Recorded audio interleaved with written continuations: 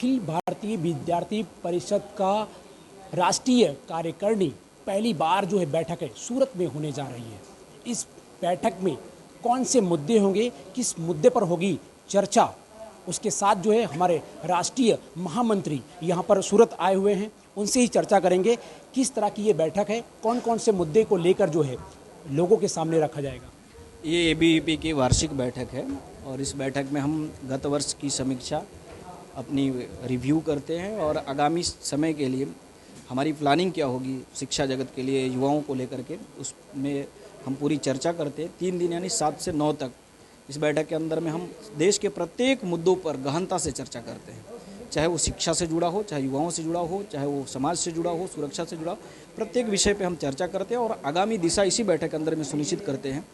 बात अपने मुद्दों की तो इस वर्ष हमारे लिए पेपर लीक और परीक्षाओं का जो मिसमैनेजमेंट है वो महत्वपूर्ण विषय है हमारे लिए। हम उस पर चर्चा करते हुए प्रस्ताव लाने वाले हैं। साथ ही साथ हम आधारभूत संरचना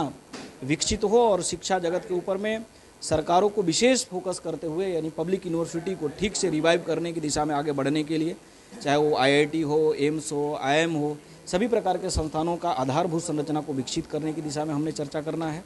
और राष्ट्रीय शिक्षा नीति का क्रियान्वयन ठीक से हो, उसको प्रभावी ढंग से लागू करने के बारे में हम इस बैठक के अंदर में हमारे लिए मुद्दा है जिस पर हम चर्चा कर रहे हैं। और भारत विकसित भारत बने, इसलिए युवाओं की और प्रत्येक कैंपस में ये विषय जाना चाहिए और हर व्यक्ति ने अपनी भूमिका को इसमें ढूंढना चाहिए। और साथ ही साथ देश की जो वर्तमान नवनिर्वाचित सरकार आई है, उस सरकार से जनमानस की क्या अपेक्षा है,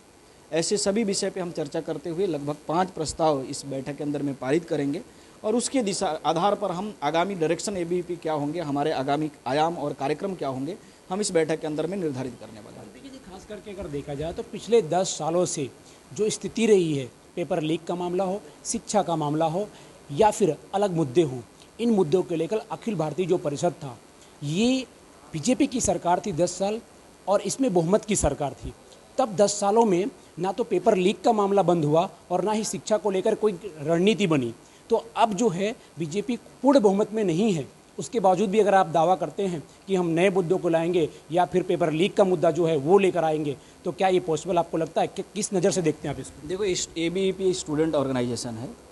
और एबीवीपी प्रत्येक मुद्दे पर, मैं जिस प्रांत में खड़ा हूँ गुजरात में, पेपर लीक की घटना हुई, एबीवीपी के लड़के सड़क पे आ गए। हमारे लिए मुद्दे महत्वपूर्ण हैं क्योंकि मुद्दे जो प्रत्येक व्यक्ति को प्रभावित करते हैं, मुद्दे हमारे लिए कोई स्ट्रैटेजी का पॉइंट नहीं है कि कोई स्ट्रैटेजिकली हमको आगे बढ़ना है। मुद्दे हमारे हैं कि जनमानस के प्रश्नों का उत्तर ठीक से सरकारों ने, संस्थानों ने देनी चाहिए। और पूरे देश भर में पेपर लीक की घटना घटी, एबीवीपी छत्तीसगढ़, राजस्थान, दिल्ली, उत्तर प्रदेश, एबीवीपी सड़क पे आंदोलन करती हुई दिखाई दी। आपको दूसरी ऑर्गेनाइजेशन नहीं दिखाई दी होगी, लेकिन एबीवीपी। और रही बात गत 10 वर्ष की, तो मुझे लगता है कि शिक्षा क्षेत्र में बहुत व्यापक काम हुआ है। आप भी अनुभव करेंगे और संपूर्ण देश अनुभव कर रहा है कि नए संस्थान आए देश के अंदर में, राष्ट्रीय शिक्षा नीति देश के अंदर में गत सालों के अंदर में जिस प्रकार से तेज़ी से काम हो रहे हैं, उच्च शिक्षा में छात्रों की नामांकन में एक बड़ी संख्या में इजाफा आप पिछले साल के अंदर में देख सकते हैं। बड़ी संख्या में उच्च शिक्षण में छात्रों की अभिरुचि बढ़ी है और प्रश्नों का हल ढूंढने का प्रयास लगातार शिक्षा के जगत में होता हुआ दिखाई दे रहा है। लेकिन पेपर लीक का जो मामला है वो पिछले 10 साल से नहीं रुका और ना ही रुकने का नाम ले रहा है। उस पर जो है अभी तक अखिल भारतीय परिषद जो है सरकार से जो मांगनी चाहिए, जो व्यवस्था लानी चाहिए, वो ला नहीं पाई। उसके लिए क्या कुछ करेंगे? मुझे लगता है कि एक बार थोड़ा एबीवीपी वॉइस को देखना पड़ेगा आप लोगों को। जा करके एबीवीपी वॉइस देखेंगे तो पेपर लीक पर सबसे ज़्यादा आंदोलन, सबसे ज़्यादा मांग पत्र और सुझाव यदि किसी ऑर्गेनाइजेशन ने दिया है तो एबीवीपी ने दिया है। मुझे लगता है कि आपने शायद हमारे लोग आपसे मिल नहीं पाए या फिर हमारी खबरें आप तक नहीं पहुंच पाई। पेपर लीक के ऊपर में कानून बनाने की बात, पहली बात यदि किसी ने कही तो एबीवीपी के कार्यकर्ताओं ने कहा। और आपको मैं बताऊं, उत्तरांचल में सबसे पहला कानून उत्तरांचल ने बनाया और उत्तरांचल के मुख्यमंत्री को ज्ञापन एबीवीपी ने दिया और ज्ञापन के पूरे उत्तरांचल में आंदोलन, उत्तराखंड में आंदोलन एबीवीपी ने किया। इसलिए पेपर लीक की घटना किस राज्य में और किस सरकार में होती है, ये हमारे लिए महत्वपूर्ण नहीं है। हमारे लिए कि प्रश्नों का उत्तर